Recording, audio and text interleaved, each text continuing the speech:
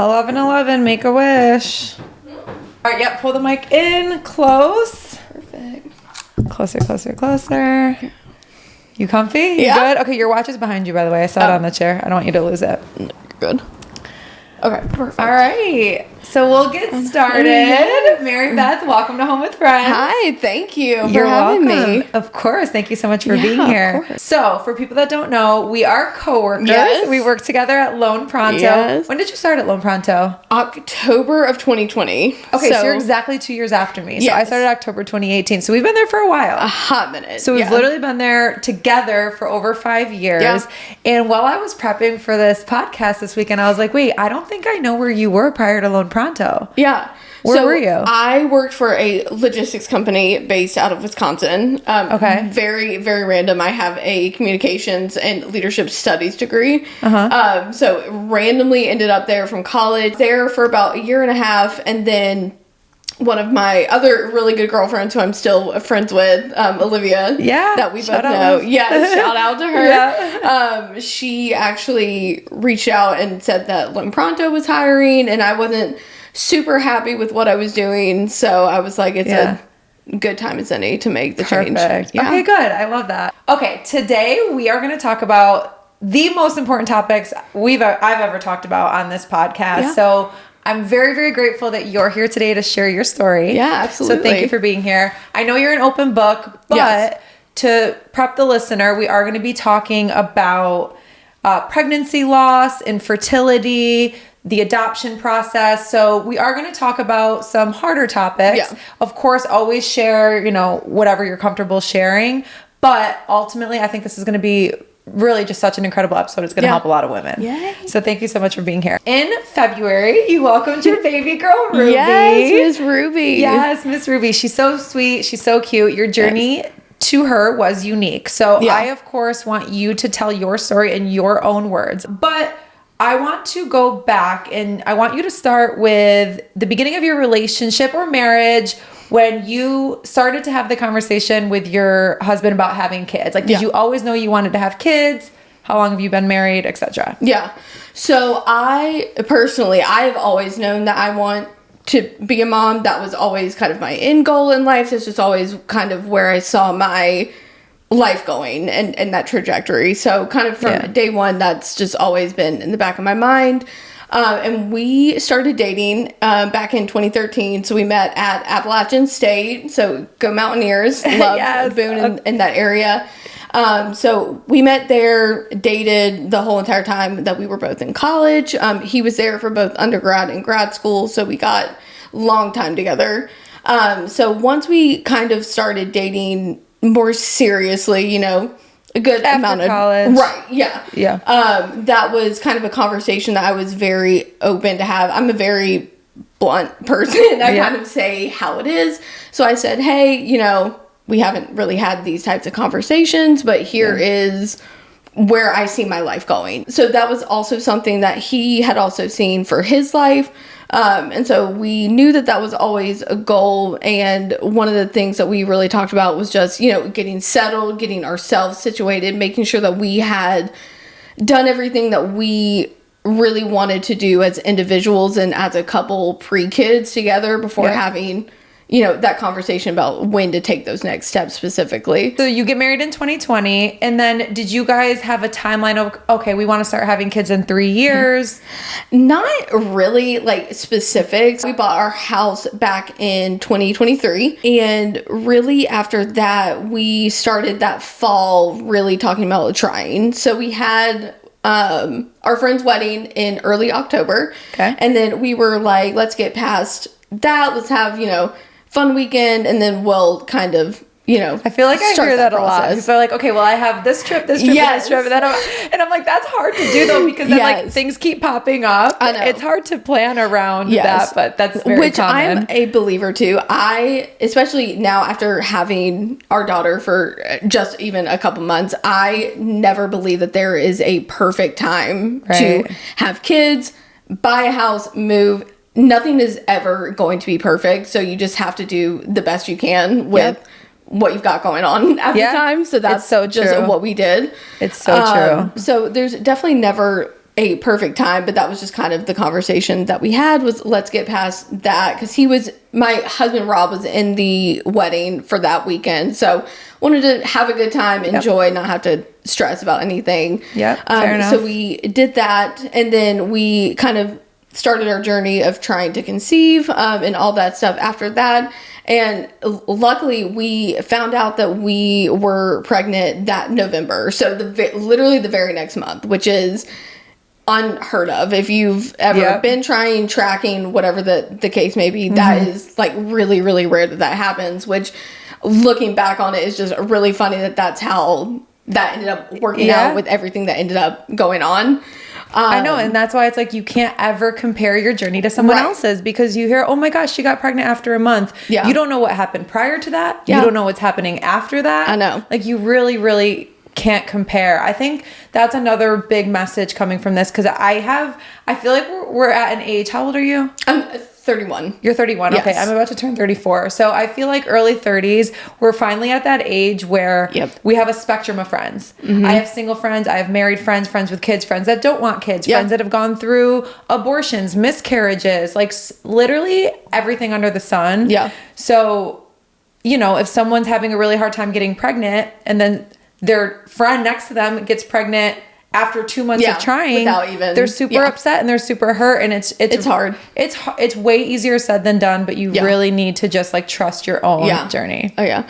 Which it's not, well, funny is maybe not the right word, but I'm going to say funny anyways. It's funny because back when we were in like high school, you know, you saw like 16 and pregnant, teen mom, and like all your like health classes kind of preach and teach you, don't get pregnant, don't get pregnant, don't get pregnant. And then the gears just kind of shift, and it's like, oh, like that's not really how that works. Like it is. Like I'm not saying, you know, like 15-year-old, like no, I know exactly what you're saying. But, that like mind shift kind of switches where it's like, oh, like that's really not how. It's actually hard to get pregnant. It's just funny. The message to women is don't get pregnant, don't get pregnant, don't get pregnant. Oh, hurry up and get pregnant. Oh, now you're too old to get pregnant. It's like, you know, the message changes. It's so fickle. Like you only have this like teeny tiny window where it's acceptable and it makes sense and whatnot. So it's really, really complicated. So that's why, again, I'm just like really happy you're here to talk about all this, because November 2023, you found out you guys were expecting. Yes. And then unfortunately, February, so this was considered second trimester. Yes. So you suffered a second trimester miscarriage. Yeah. So when you posted about that, I remember obviously it's like so devastating. It's so sad. But you really wanted to share because you didn't want other women to feel alone. So 100%. Whatever you are comfortable with sharing, I'll let you kind of take away, like, what do you want to talk about from that experience? Yeah, so I was technically 16 and a half weeks when we lost our son. We know that he was a boy now, which is nice to know. Just like little caveats like that is really nice. So we had actually found a completely separate issue prior to us losing him. Okay. So very kind of long story short. Or long story long, girl. Yes, I was gonna say. We got time. Yeah. So we go in for our ultrasounds, do all that with my OB. I have an incredible OB team. I love them. Still see them to this day. Love them. Do you want to shout them out, or is that maybe personal? Okay. OBGYN in Charlotte. They have a couple different locations.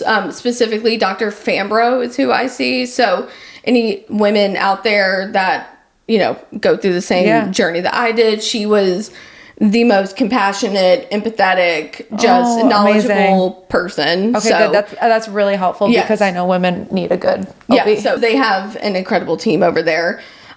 So whenever we got a positive pregnancy test, you know, you call them and you're like, hey, this is what I found out. I need to come see you guys. Mm-hmm. And thankfully, my OB chooses to see you as soon as you get a positive pregnancy test, which from speaking to a couple other friends who now have children of their own, is not the norm for some reason. They make you wait sometimes 7, 8, even 10 weeks. Oh, wow. Yeah. That And seems like a very long time. Yes. And so like they obviously ask you all of the information, when was your last cycle, all of those questions, and they kind of gauge based off of that, which I'm with you. I also think that that's a little crazy, especially for first time moms. 10 weeks, that's over 2 months. Right. And so I'm like, I mean, you're close to your second trimester at that point. Like that's crazy to me. I agree. And just even like the anxiety of, getting a positive pregnancy test for the first time, I'm like, I don't know what to do. Yeah. So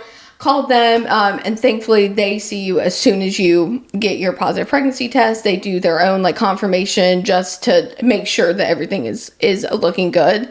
Yep. And so I scheduled that first appointment, did all that. And in between that phone call and when I had my appointments scheduled for, I had some other issues going on, had some heavier spotting than I personally thought was normal. And, all the nurses are like, that's completely normal. Like when you get pregnant, your body is just kind of like adjusting, which is very much true. So it is, because there's implantation bleeding and there's different things. But that's why it's really hard and that's why it's good to go to the doctor. You don't really know what's quote unquote normal, because normal's the wrong word. It's different for everyone. Yeah, there's like everyone's body's different. There's a spectrum. Correct. Yeah. And so whenever they were like, oh, like as long as it's like a normal amount of bleeding, and I'm like, well, what the fuck is normal? Okay, well, like what is normal to you may not be normal to me, because like when I hear that, I'm like, none is normal. Right, so exactly. like what's going on? Yeah. So they, are really like reassuring. They're like, I really think like everything's okay just based on what you're telling me. Like I really think we're good. Okay. So a couple days go by and I'm like, I'm just having a lot of anxiety. So I called them back and I'm like, hey, here's the situation. Like I'm having like a panic attack. Like I would just feel better if you guys saw me. So they got me in literally that day or the next day, like one or the other. So did that appointment, everything was good. They were like, your levels are good, but just to be safe, we're going to recheck in a couple days. So, what do they do? Take your blood? Yeah. Okay. So they take your blood just like when you go for your like physical blood work, same exact thing there. Okay. And they check your HCG levels, I believe it's called. Yeah. Don't quote me on that. I think you're right. We'll fact check it, but I think you're right. Yeah. But they should be seeing that pretty much double every 2 days. So they were like, we'll do this today. We'll check again in 2 days just to make sure that your body is responding like it should. Everything was good there. So that was great. So everything doubled. Oh, see, that's hard because it's like you get that reassurance. I know, yes. And so all of that was good, because that's what they really go off of is that blood work. If they do it, obviously, if your body is showing like other signs, they're going to take that into consideration. But they really look at that blood work pretty closely.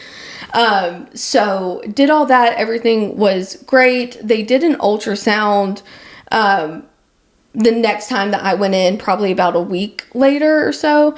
And that was just a routine, normal one. And they weren't seeing everything that they were supposed to at the time. But the ultrasound tech was also great. She was very reassuring. And she was like, bodies are just so unpredictable. Like your ovulation could have literally been 2 days off. And if that's the case, then like this is what we should be seeing. But if not, then we should be seeing X, Y, and Z that we're not. So she was like, I hate doing this, but we're really kind of 50-50 at this point, like what's going on. Okay. So all of this is like a couple weeks after we get our first positive pregnancy test.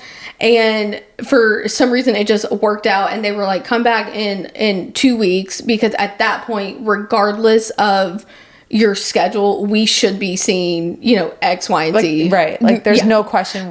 We know what we need to see. Yeah. Like even if your schedule was off, like, 2, 3, 4 days, we know for a fact at that point, we should be able to find this if everything's good to go. Okay, got it. So of course that appointment ends up being the day before my 29th birthday. Oh my goodness. I know. And so like Christmas, because my birthday's December 23rd. Oh so my I'm like, gosh, Mary Beth. I'm like, okay, this is great. It's either going to be a really happy birthday and a really Merry Christmas, or this is going to be a tough couple of weeks. Yes. And so we had told our like immediate family at that point, like my parents and my sister knew, my in-laws knew, So that was kind of where we just left it at that until we got past that next appointment. So thankfully we went into that next appointment. They saw everything that they needed to, heard the heartbeat for the first time. Oh my goodness. Yes. So that appointment ended up turning out great. Wow. Which was good. So then fast forward a few weeks, we go back for my 12-week appointment at this point. And that's... Sorry to interrupt. Is this when you can find out the sex? Yes. So now, that's actually a very good point. So now they can do blood testing at 10 weeks to do all of your genetic testing. So gender, if you want to, they can test for things like Down syndrome. It's not bulletproof at this point, but they can gauge pretty much within like a certain range, you know, are you at a higher risk for certain things? Yeah. Wow, at 10 weeks. Yeah. Okay, good. Which is crazy. You know, with all the technology though nowadays, like that's good. It's like you would hope to see some advancements in the women health field, you know? You would think. Yes. So that's good. I'm happy to hear that. Yeah, which it's so funny because my niece is 8. She'll be 9 in September. And when my sister was pregnant with her, that was not even a thing. So we're talking very much like... Yeah, this is recent. So all of that blood work, of course, like insurance doesn't cover it yet. But I was like, of course, like we're going to do it. Right. Like, so we do all that. And we haven't gotten our results back yet because typically it only takes like 5 to 7 days, but from what I've seen, it's more on the 5-day side. So we hadn't gotten anything back, which I was like, oh, like that's kind of weird. I was like, but maybe, you know, holidays, we're coming into like a new year, all that like stuff. Yeah. Start to like find reasons. Right. Yes. So didn't really think like anything about it. And so we go in for our 12-week appointment, which is also where they do your more in-depth scan. It's not the full like anatomy scan that they do at 20 weeks, but it's a pretty in-depth scan that they do just to kind of start seeing like where everything is. And then that's when, by that point, they can tell on the ultrasound what you're having. Got it. So we go in for that, and we had our same ultrasound tech that we always have. And she was going through everything, saying that everything looks good. And then right when she was finishing up, she said, I do want to draw an attention to a certain part of their bladder, essentially. The baby's bladder? Yes. She was like, that your actual doctor will kind of talk about more on that. They'll look at everything that I'm seeing too, just to make sure that what I'm looking at is Did she give you any details of like, it looks enlarged, it looks... Yeah. So she was able to say, you know, it really should be this size. And she was able to kind of draw on the screen like a circle. And she was like, typically it should be this size. And for some reason it's bigger than that. Okay. And so of course I start panicking. Yeah. I know. At like that point. And so I'm trying to not like freak myself out or do anything like that. Cause I'm like, you know, it could be just something that we've just got to deal with.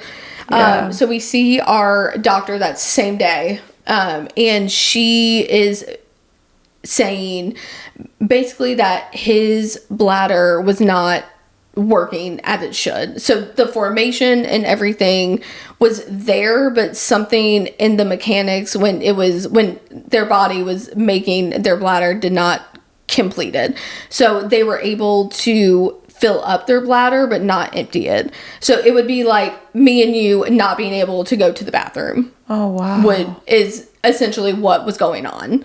So I said, okay, what does that mean? Like, what do we do? Right. I literally felt like I was on an episode of Grey's Anatomy because I was like, are they about to tell me that like they're gonna do surgery at like a certain point, like before delivery? So I'm literally thinking I'm on an episode of Grey's Anatomy or something crazy like that. Oh my God.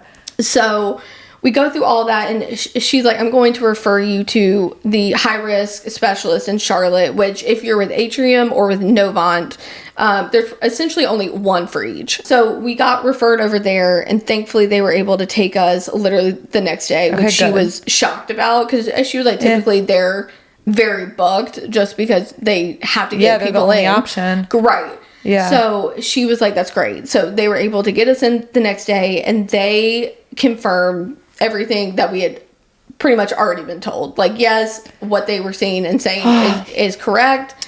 When you went home that night, were you just Googling all night, different things, like couldn't sleep? Like that's the part too that, you know, I think we need to bring attention to is the fear and the anxiety that you're going through too, through all this. Like, oh my God, that's so hard. Which thankfully my nurses and my sister, because my sister had 2 kids at this point. She has 3 now, but had 2 kids at this point. So she and my nurses that I had been working with were like, listen, I get it, but like really, really try and stay off Google. Like it will and you listened? Good. Yes, I did. Good. So not the whole entire time, but at least for that like 24 hours, I really tried to like stay off Google. Good.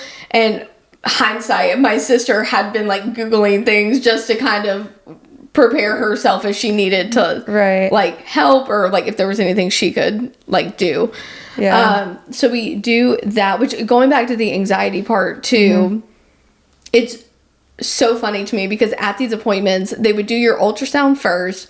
Then you would go to your nurse to do like blood pressure, urine sample, all that stuff. And so they were telling you all these crazy things at your ultrasound, and then they would take your blood pressure. Oh my God. Like, of course my blood pressure is going to be through the roof. Yes. And so literally both times that I went there when all this was like going on, they were like, oh, did your blood pressure normally run that high? And I was like, I mean, no, but no, like, you just told me that my baby's bladder's enlarged. Like, what do you expect? Yes. And so if there's any OBs listening out there to this, let's do blood pressure and everything before the ultrasound or like before anything. That's such a good point. Yes. So I'm like, if there's one thing that like we can do, switch the order of operations around here. Yes. So now you go, you're going to the high risk specialist, basically, that you were referred to. Is what they call them, which stands for maternal and fetal medicine specialists or doctors.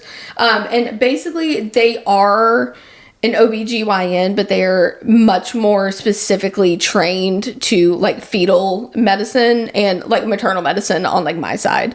So their ultrasound techs have a little more training.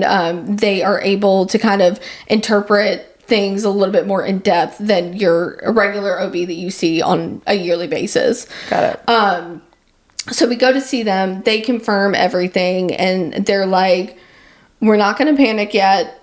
Here's what we're going to do. And what they advised was coming back in I think it was either 2 or 3 weeks, somewhere in that range, which is like a crazy amount of time.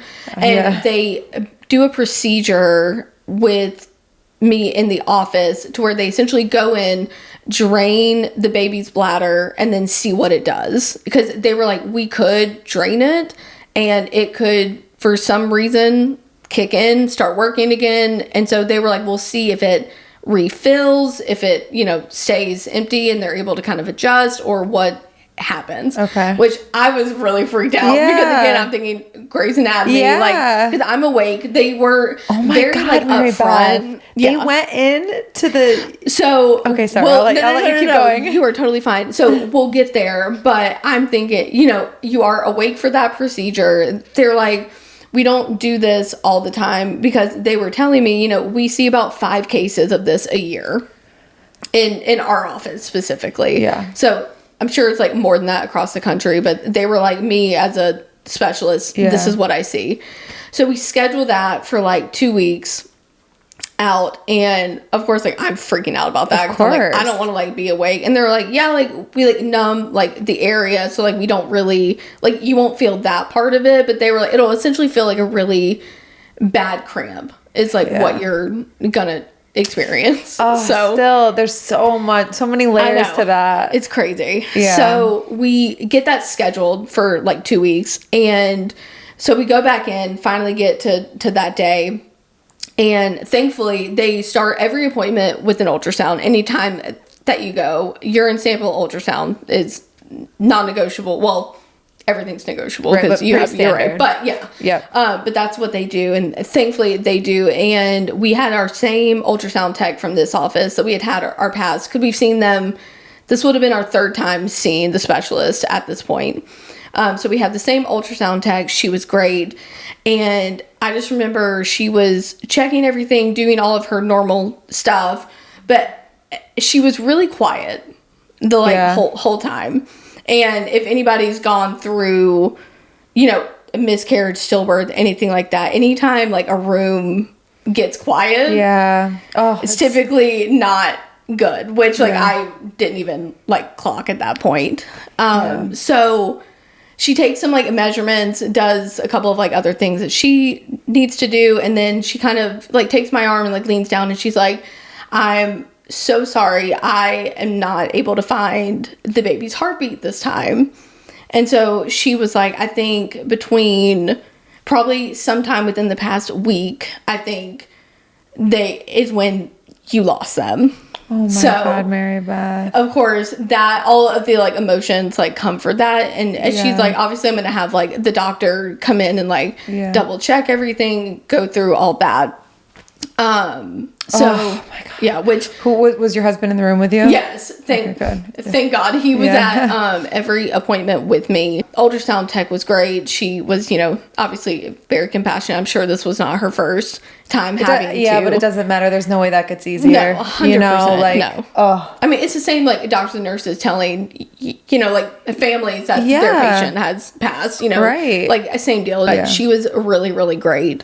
Okay, that's good. At the same time, they have a genetic counselor on call there. Got it. Because leading up to this moment, were you ever told maybe this could be a genetic issue, or like what would have caused this, or you knew nothing yet? No. So this specialist, when we were talking through everything on the very first time that we went, they were like, this is literally nothing that you did. This is not your genetics. This is a freak thing that happens, and it can happen with female fetuses, but I think it's some like high number, like at least 90% it's gonna be male. Interesting. Which I don't really know why that is, but they were very reassuring of being like, this is literally just a freak thing that can happen when it's forming, and it's just one of those hard things. And at the same time, we were kind of talking about once we get to delivery, and after that, they were going to have to do a surgery to open that back up if it hadn't had. There's specific like children's hospitals that they might have recommended us to. So it was going to be a little chaotic, just kind of going forward from that, just with everything going on. And at this point too, I still had not gotten our genetic testing back, which very strange because like, again, should have been 5 to 7 days every single time. I've had multiple friends now at this point that have like used them. It's normally within that 5-day range, like not. And so our doctors thought that was a little weird too. They're on the phone with them and they finally get them to send everything over, and they say, we can do like everything else, like here's your results for everything else, but we can't determine gender. And they were like, the maternal blood work that we did, so my blood specifically, was coming back to as what they call Turner syndrome, which is a chromosomal disorder that you can be diagnosed with typically at a very, very, very young age.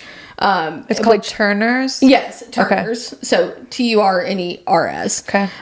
So that's a chromosomal disorder. So essentially, instead of having 2 X's or Y's, I can't remember which one females are, but you either have only 1 or you have like 3. So some of my cells only have the 1 X and nothing else, and then others have 3 X's. So they were like, we can't determine the gender because her DNA is off, so we can't tell if the chromosomes that we're seeing and like the X's and Y's and everything, we can't tell if that's thrown off because of hers or if it is truly got it. That makes sense. Like fetuses, blood. So got diagnosed with Turner syndrome at the same exact time that all of this is going on. So she starts kind of working through all of that because there is a much, much higher risk of maternal mortality.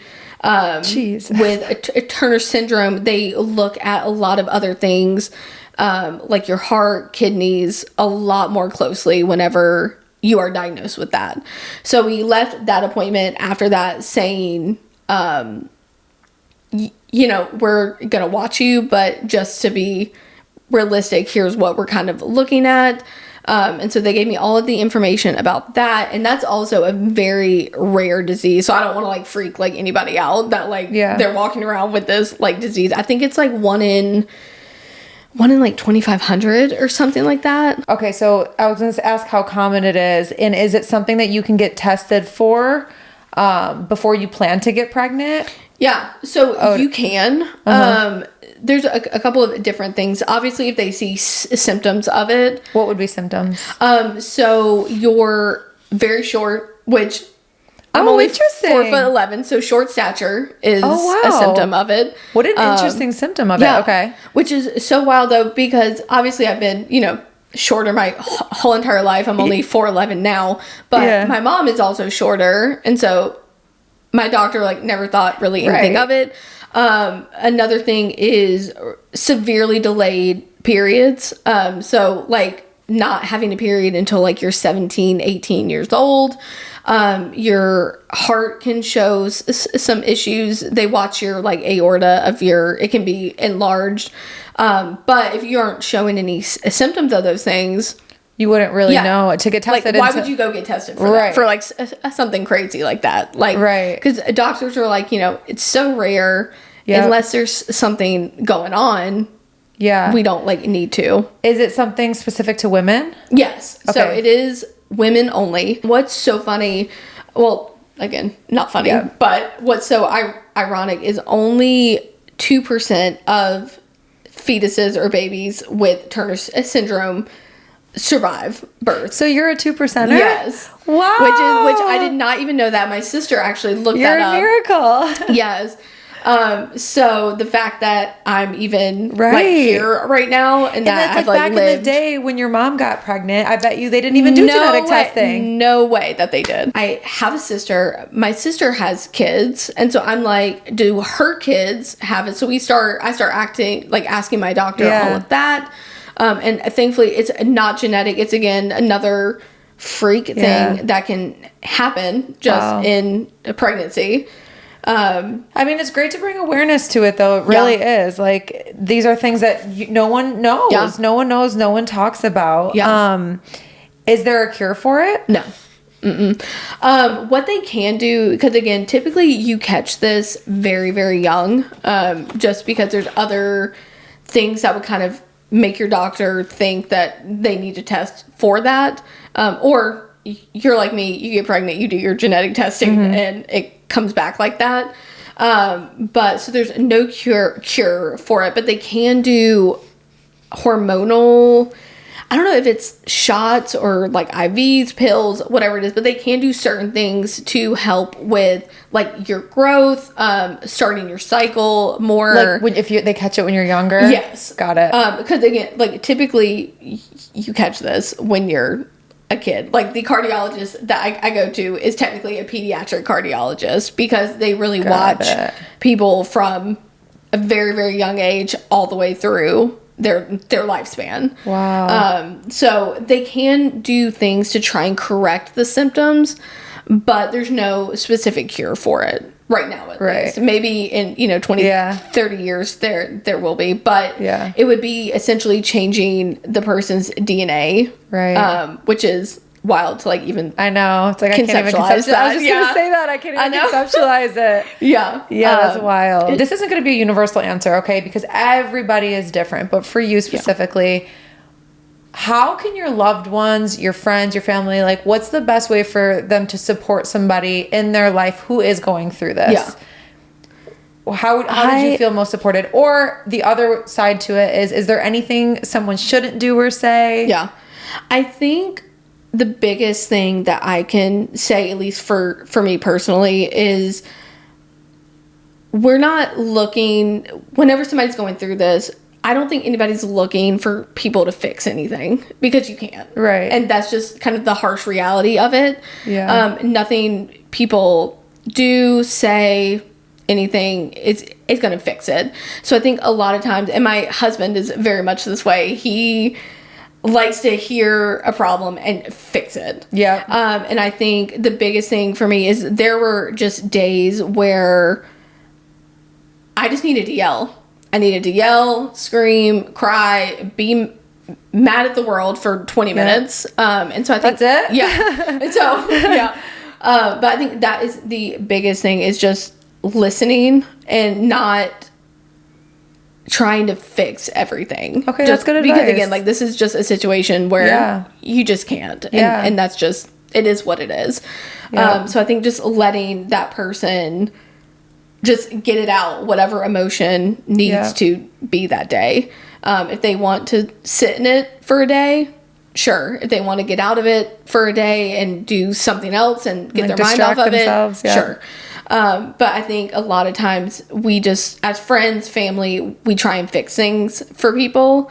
And just, I think listening is the easiest thing that people can do. That's good advice. Because again, back to like where we started this conversation, our friends are on such a spectrum of where they're at in their lives that people are going through hard things all the time, you know. And if someone decides to open up and share, it's like, okay, how do I handle this respectfully and appropriately, and like show them I love them and care for them and check in on them, but then you don't want to overstep, but you know, so it's just a hard balance. So I think that's just great advice. Just be there and listen and don't try to fix. I think amazing. That's great. All right, let's see. Where are we? Okay. So we touched on Turner's syndrome. I'm saying that right. Turner's syndrome. Okay, because I wasn't sure the name of it.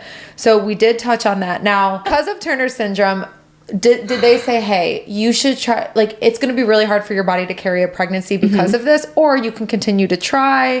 What was the messaging to you about future pregnancies?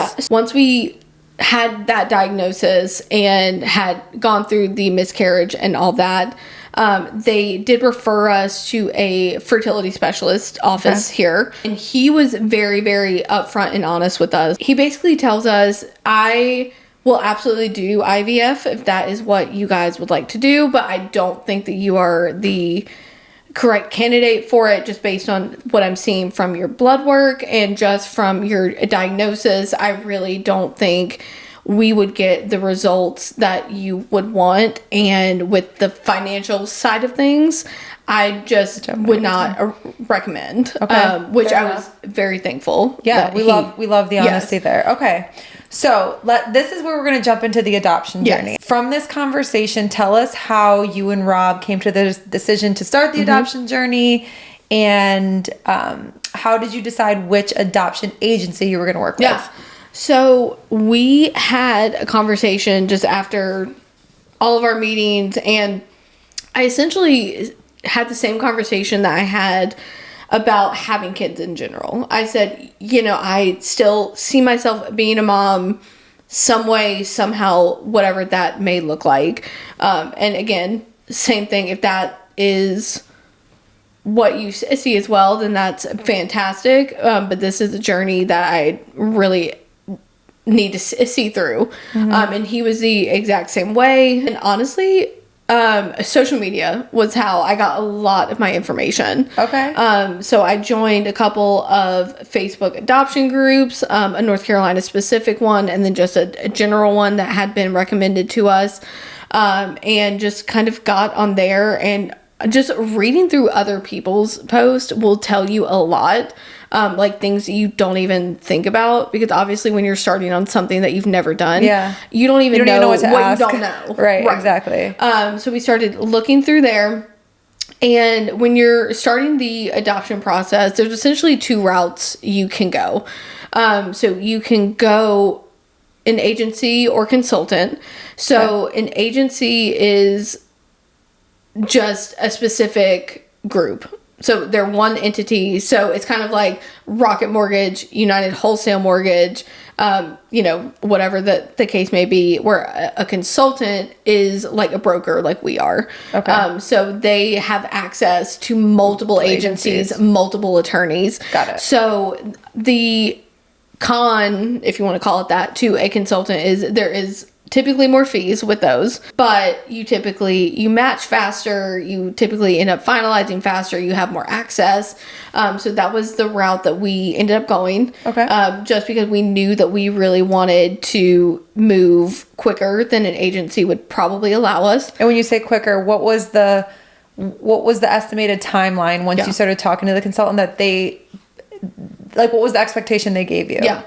So it really depends on your agency and consultant, but our specific one, her longest waiting family, when we talked to her for the very first time, her longest family was 12 months, and she thought that was a long time. Okay.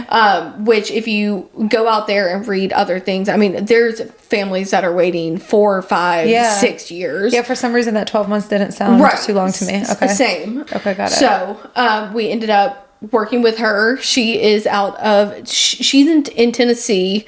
And then she works with agencies across the country. Okay, amazing. So we FaceTimed with her for the first time, loved her, met with her other team as well. And just really liked her process, her thought process behind the adoption agency.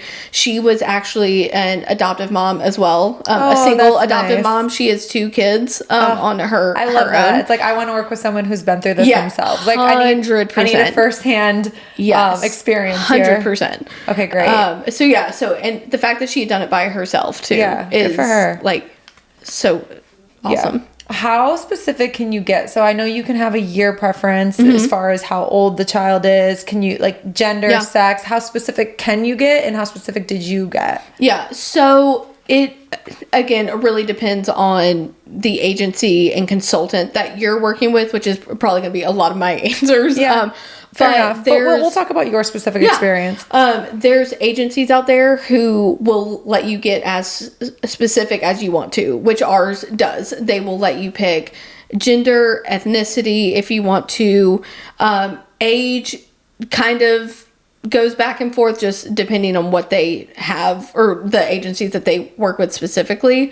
But you really can get as specific as you want to. Like, you can say, I want a 3-month-old girl from Florida who is, you can do whatever, with the understanding of, obviously the more specific you are, that does limit. Yep. The longer you might have to wait. Correct. Yeah. Like the number of, profiles you see. And so it can just depends on what your timing and goals look like. Were you and Rob willing to wait for your specific preferred scenario, or were you pretty open-minded? We were open. We really took it by a case-by-case basis. So whenever you get an expectant mom's information, they call that a case. So they give you all of the information that they have and that the expectant mom has essentially approved to release to families. Got it. So you get that, and they call that a case. And so we were really open, and then just took it by a case-by-case basis. So we truly did not care what gender they were, ethnicity, anything like that. We were really open. And the biggest thing that I will say to that is that's amazing if other families out there are going to be like that. What I will say is educating yourself is probably the biggest thing. So something that was really important to us specifically was if we were going to take on a child who was not the same ethnicity as us, really, really educating ourselves in their specific ethnicity so that we were able to teach them about their culture, their background, which is also something that when you're going through your home study process and working with your agency, they will also talk to you about. But we really wanted to educate ourselves as much as possible if we were going to take that on. Got it. Just because obviously... That's so important. Yeah. Just because, Because you want to set that kid up for the best possible future, 100%. What's the home study process? So home study. Yes, home study. So we are working with NC Home Studies. So if anybody out there is looking for one, also shout out Joy.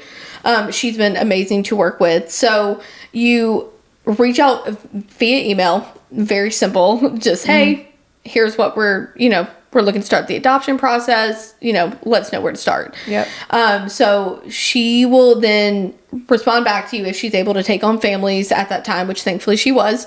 And they essentially learn everything about you. So we had to send tax returns. You get fingerprints done for the state and federal government agencies. Background checks. Credit reports. Yes, we had to submit financials. We had to get a letter from our doctors stating that, we didn't have any high medical situations going on, just because, like, let's say you're diagnosed with cancer, they want to know, okay, well, this is going to be dark, but, are they going to be here in a year? Are they going to be here in 2 years? All of those things kind of play a factor. So a bunch of paperwork that takes a few weeks to really get everything together that they're asking for, which 100% I get. Yeah. Worth it. Like, no questions asked. Yeah. So they get all of that paperwork, learn everything about you. Your state and federal governments run everything back about you. Just make sure you don't have anything crazy out there going on. And then they come out for 2 actual physical visits to your house. Wow. Okay. So she comes out the first time. They interview you together as a couple. They interview you separately. They look around the house to make sure that there's no, like... Do you guys sit down and have dinner? No, so it's so funny because there's certain rules about what they can and can't take.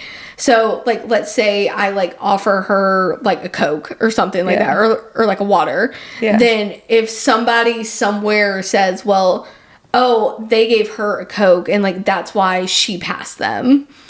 So it's the wildest thing, which she never specifically said that does, but just from my own, like, research and like everything that I did, which, like, of course, like, when somebody comes into your house, you're like, you want to be like, can I give you, like, water, like, anything. And so, which, like, they don't, like, take anything, but it was the wildest thing. Yeah, that's so interesting. Yeah, but they come in, just make sure that there's no, like, major safety concerns, make sure that you have room for another child. Yeah, which 100%. Is, it's good to hear. Like, you would hope that's the case.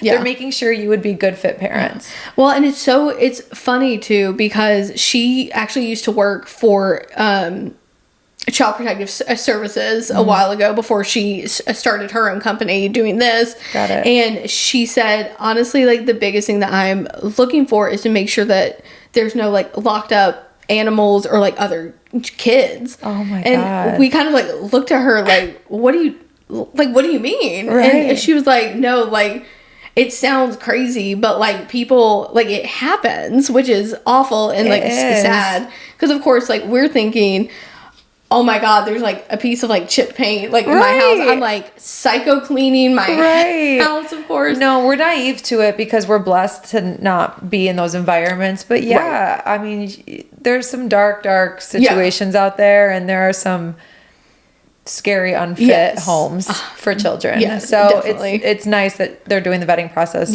As they seem, it seems like they're doing a good job. That's good to hear. Definitely. So, if you're open to sharing, what are the costs associated with adopting? And if you don't want to give a specific number, you can give a range. Yeah. So this is probably one side of the adoption process that people really, really get finicky about, is the financial side of it. So there is, if you want to adopt, you will.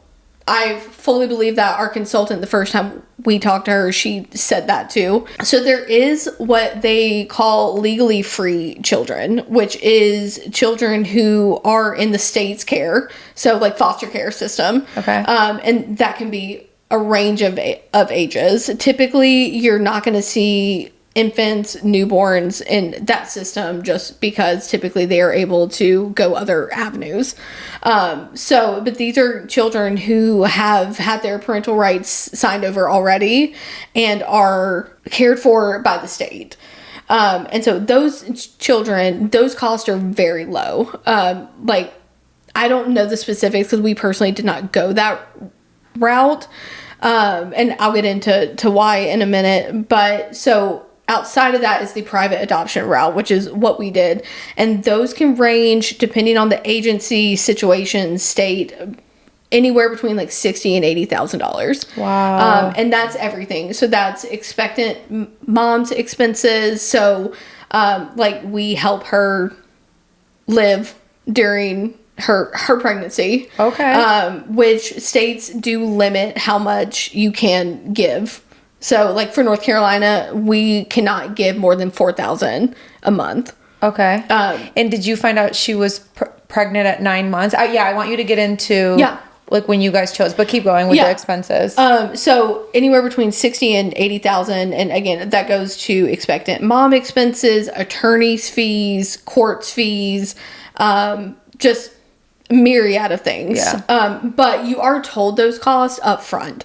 So when we would see cases, it would say, here's the cost breakdown and when these funds would be due. Okay, so I gotcha. They are upfront about what it is going to be. And it's definitely hard. Yeah.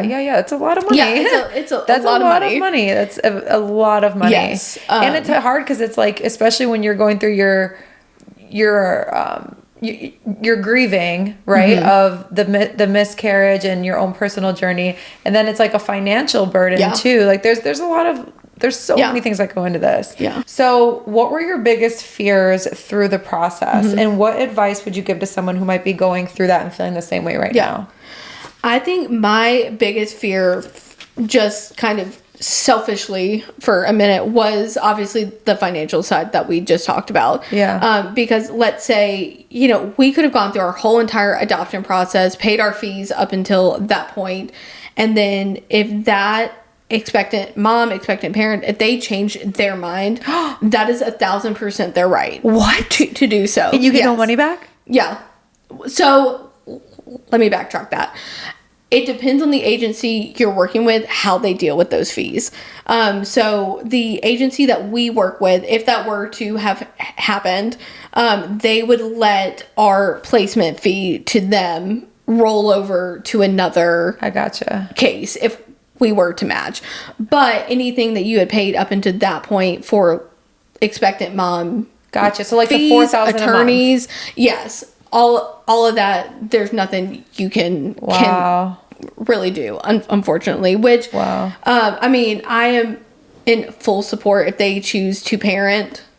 That is amazing. That's well within their right, and so Totally. It has nothing to do with that. I think that's fine. I think it's just more about like, it's crazy. That is a crazy risk that I'm glad you brought up. I did not ever even know that or think that part. And then I think just obviously protecting your own heart during the process too, because, we could have very much gone down there. She could have been born. We could have met her, held her, and then we could have come home without her. Which was the hardest part. Is there like a certain time period they have to make the final decision? So that will vary by state. So for example, Florida, where Ruby was born, is 3 days. So they can sign papers, and then they essentially have 72 hours to change their mind. I gotcha. Other states, California, it's 30 days. Oh my God. Which is crazy. Yeah, so our specific consultant chooses to not work with non-adoption friendly states. So when they say adoption friendly, they mean states that have shorter revocation period is what they call it. Or they just have laws that make it a little bit easier of a process. Yeah, it makes sense.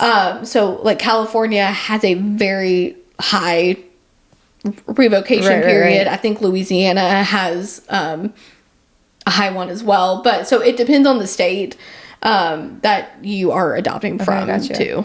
So tell us how you matched with Ruby's parents, birth mom. I'm not sure the situation. Yes. So birth parents. So we met both of them. So we got her case on August 26th of 2025. Okay.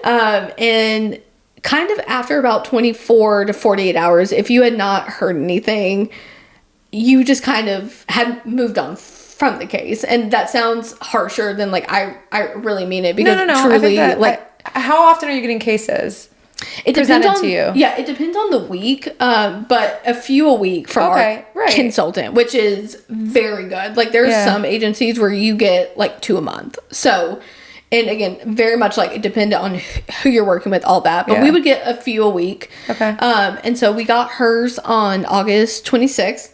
And again, pretty much after like 24 to 48 hours, if you had not heard anything, you were kind of accepted that it was no, not this time, or they had chose to parent, or whatever the case may be. And it had been about a week. Wow. And so we had just kind of accepted that, oh, okay, not this one, we'll continue to move on. And then September 2nd of 2025, I was pulling into my gym after work, which I am, if you know me, I'm not an after work workout person. Like now, if it does not happen in the morning, it's not happening. And of course, this day, I literally just pulled into my gym and parked, and I see this random number calling me, and typically I don't answer. Yeah. Because I'm like, I don't know, like, who this is. And something was just telling me to answer the phone. I love when that happens. So I did, and it was our agency. It was actually the owner of our agency that we ended up working with. Oh my God. And she told us that we had matched with her birth parents. Oh my God. Which is really crazy, because typically how it works, you get the case, you apply, or you send your information over, and then most of the time they want to either FaceTime you or like have a phone conversation. Sometimes they don't. We had, there's some expectant moms that choose to not even look at profiles. They just want the agency to help them.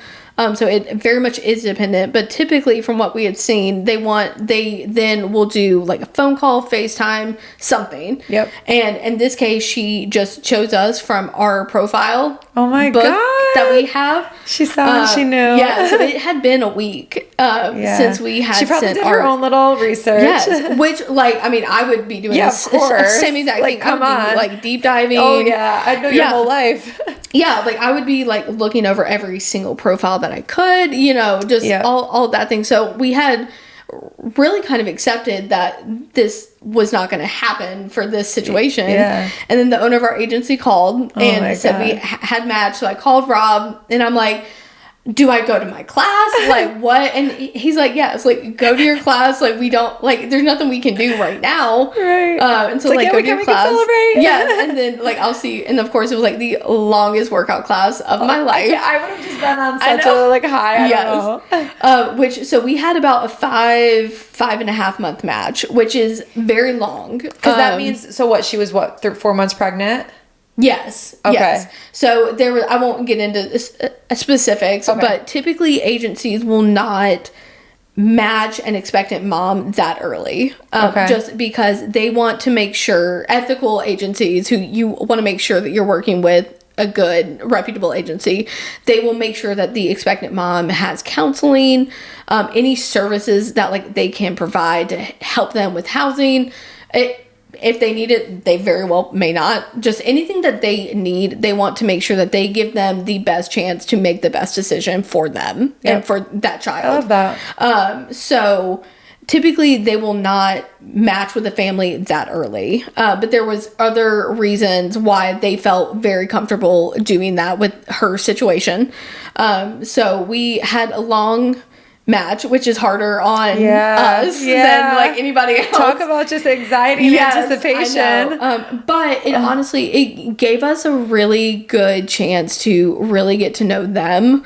I was going to ask if you even had a relationship with them. Yeah. So, or if the consultant was the middleman the whole time. Yeah. At first, they very much play middleman. And it very much goes off of what the expectant mom or expectant parents would like. They get to call the shots for everything. In our situation, they did want to meet us, so we were able to FaceTime at first, and then we actually went down to Florida right before Christmas, in between Thanksgiving and Christmas, got to meet them in person. Oh, cute. And we got to meet our people from our agency as well, who we had not gotten to meet yet. Nice. So that was good. But that also is very dependent on the situation. Was it uncomfortable or awkward, or was it beautiful? What was the vibe? I was very, very nervous. Yeah, because I feel I would be too. Yes, I was very much in my head of, I don't want to say the wrong thing. Right, because it's like you're almost like not performative, but it's like you want them to pick me. Like I'm gonna be the best mother to like it's you really want to like make them love you, even though at that point they'd already matched with you. Right. But I totally get it. Yeah. So I can get the fear going into that. Yeah. So I was very, very nervous. For some reason, my husband was not at all. Okay. He was like very comfortable. Okay, good. And which is like normally not the case. So I was like, this is like very strange to me, but like, thank you. Right, because that helps. It's a grounding energy. Yeah, so I was very, very nervous, but that's why the agency is there with you, especially for those like first couple of conversations if they happen. Right. Just in case there is any like awkward pauses, any awkward things that like happen, they can kind of step in and move everything along. Got it. But yeah, like to your point, I wanted them to feel very confident in their decision. Yeah, of course. Like for us, because again, 100%. I mean, like they had seen us in a book. Yeah, at, exactly. Like, that point. So, and they're making this massive, this is very selfless decision. Yeah, just based off of that. So I was like, I really want them to get to know us. I want them to feel like as confident and comfortable as they can. Yeah, of course. Did you go to their home or did you guys grab lunch? Like, what did you guys do? We grabbed lunch in nice. public, just, yeah.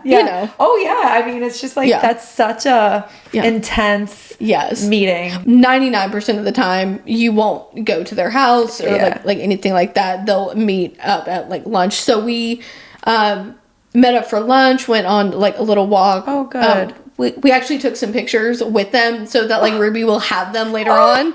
Yes. I love that. Yes. So we have those. Oh, that is so sweet. Yes, which we have chosen not to share those yet. Just, until Ruby is old enough to really understand and see those. And then she can choose what she would like to do with them. And if she wants to share them with people, that's great. If she doesn't, that's also great. I know you have years and years for this, but to your point, if and when you're ready to have a conversation with her about her story, are you going to try to be proactive or just wait for her to ask you? I think we will be very proactive. And I think, so we have an open adoption, which means whenever you go through this process, you either have a closed, semi-open, or open adoption. So closed is you have no communication. There's no like sharing of pictures or like anything like that. And this is all the expectant mom decision, or parents, call on what they would like. Semi-open can vary, but typically that means, you may send a letter every 6 months with like an update or a picture or, a Google share drive, whatever you guys choose to do. So there's some level of communication. And then open is just where whatever you guys would like to do, they are good with. So that can mean like annual visits. We check in with them very often. We like FaceTime with them once a month. But we have an open adoption. Oh, I love this. Yes, this is like gonna make me like cry. It's so sweet. Yeah, it's a lot. When you and Rob were figuring out, I guess when you started the adoption journey, did you have a preference for what you wanted, or you were just gonna go with whatever case worked out? So if you do research with like therapists, psychologists, all of them say really and truly the best thing is if there is able to have a healthy relationship. Yeah. And like that's the key word is healthy. Like like relationship. Obviously there's some situations where that's just not in the best interest of the child, and those kind of hard conversations have to be had. Yeah. But no, we were very open to anything. Got it. That the birth parents wanted. Yes. Were you, okay, so now there's probably some stuff you can't share just because it's her birth, but were they like, okay, this is her due date, come down to Florida? Like what was the anticipation around the due date? Yeah. So it was actually when we had the big snowstorm here. Oh my God. Yes. Like when we got the like 11 inches of snow. And so we get... Which happens never. Literally never. Which happens and never. And of course, like, they're in Florida, so like, they're not getting snow. Right. Like, maybe like a storm, but not, like, nothing crazy. So we get the text message the day after that big snowstorm. So we ended up leaving that afternoon. We, like, went to Target, got some, like, last-minute stuff. And then ended up just packing the car, leaving that night, and then just drove straight down to Florida, which we literally told our agency. We were like, if this would have happened 24 hours prior, I legitimately do not know how we would have gotten down here. Because, like, I drive like a RAV4. Like, I'm not, you know, like, I'm not driving like a tank or anything. So. Got it. Okay, so you get all the way down there. Now, were you in the hospital, like, waiting room? When did you get to meet Ruby? Yeah. So, again, that is all gonna, like, vary. But we went down there. She was born very early the next morning, which her birth parents were literally so fantastic. Could not have asked for, but they were very open in communicating with us about what was going on, all of those things. Which typically, if that's not the case, then your agency is the one communicating those things with you as best as they can. Yep. But thankfully, we were able to just have direct communication with them. And so we got to meet her later that day. So she was born like very, very early. Like I think 2:32 a.m. is her technical birthday time. But so we got to meet her that afternoon and spend a little bit of time with her and them. Oh, that's so sweet. Oh, my God. We were very glad that we were able to do that and didn't have to. How was driving all that way back with her? Were you, like, in the back with her the whole time? Yes. Yeah. So we met with the pediatrician. So we were in Florida for 11 days after that. Okay. Because that makes sense. Yes. Because you have to wait for both states to essentially, like, release you. Because they're like, that's technically, like, child trafficking if, like, you go across state lines without, make sure all the paperwork being let's make sure that paperwork is filed. So we were like, okay, like, we're not messing with that. Right. So we were down there for 11 days. She had seen a pediatrician down there, and they were like, you know, stop every 2 hours, have somebody in the back with her. So I was in the back with her, which I had honestly mentally really prepared myself for the absolute worst. Like, I was like, I'm expecting her to, like, cry the whole time, like, her to, like, just not want to be in the car seat. Just slept the whole time. Did not make a peep. She had, like, a 5-minute time span, like, when we first got on the road where she was, like, a little fussy. Yeah. Other than that, angel baby. Like, she chilled the whole entire way back. Oh, my God. Which was great. And then, like, we were stopping every, like, 2 hours, which... Yeah, it's like new parents just so nervous. So I know, I'm like, so we were really kind of thrown in the deep end, which like now it's been like great because like I take her anywhere with me and it's like a breeze. Yeah, so it's really not bad. I want to talk about her name. Yes. I love her name. Are you someone that have like you knew what her name was going to be forever since you were a little girl? Absolutely not. Okay. No. I feel like naming babies is so hard. No. Okay, how'd you come up with her name? We thought we had another week to figure out her name. Oh my God, you didn't even have it yet? No, literally did not have it when we got the call. Oh so my God. That was great. Yeah. We had kind of like a running notes app of like names we had talked about. We knew we had wanted a family name in there somewhere, somehow. So we had it narrowed down to 3 when we got on the road. And then we had 8.5 hours to like figure it out. So we did that. And so we kind of knew the 3 that we had it narrowed down between. And I may still use some of like the other 2. So like, we'll see. But Ruby is Rob's grandma and the only living great grandparent. Oh, yes. Okay, she will be 96 next weekend. Wow. We'll be she's 96. a fellow Taurus. What's her birthday? Next weekend. May what? 1st, 2nd, or 3rd? 1st. My birthday's May 1st. Wait, stop. My dad's is too. Oh my God. May 1st is such a big day. Funny. Yes. Oh, I love this. No, 2nd. I'm sorry. Oh, I just made it's okay. Hey, she's still close enough. She's still close enough. She's still a Taurus. She has a 96th birthday. Wow. She still lives on her own next to Freedom Park. Okay, wait. Freedom Park. Good for her. I was just gonna ask, does she know the baby's named after her? Yes. So like she can understand that. So that's sweet. I really wanted to tell her in person because I just knew that she was gonna like, because I don't even think it was on her radar that was even like an option, right? Obviously, but obviously with us not knowing how long we were going to be down there, I was like, okay, well, I don't want to like keep the name from people, and I wanted her to be the first one to know her name. And so I was like, okay, well, I'm not going to wait 2 weeks to like tell people what her like name is. Like, I'm not Kylie Jenner, like that's crazy. Like, so we ended up having Rob's parents, because they live the next street over from her, walk over there, and we FaceTimed her and told them. So sweet. All together. Did she love it? Absolutely loved it. Again, don't think it like was on her radar of like a possibility at all. Beautiful surprise. Yes. And then Loretta is my grandma's middle name. So my mom's name was Peggy Loretta. So that's where her middle name came from. And I would love for her to go by Lottie. I love Ruby, but my grandma went by Lottie. Wait, I didn't know that you wanted her to go by Lottie. I'll call her Lottie. Eventually, yes. So, which, like, again, like, I love Ruby. And, like, for now, I'm like, no, call but her, like you whatever. tell me what to call her. I'll call her but Lottie. Like I would love for her to go by Lottie because I love that my grandma went by that too. Okay, that's so cute. So I feel like as she like gets older and kind of like grows into her like personality more and more, Ruby Lottie. Yes, I'm gonna call her Ruby Lottie. Yes. So. Oh, that's really sweet. Okay, I love it. I love it.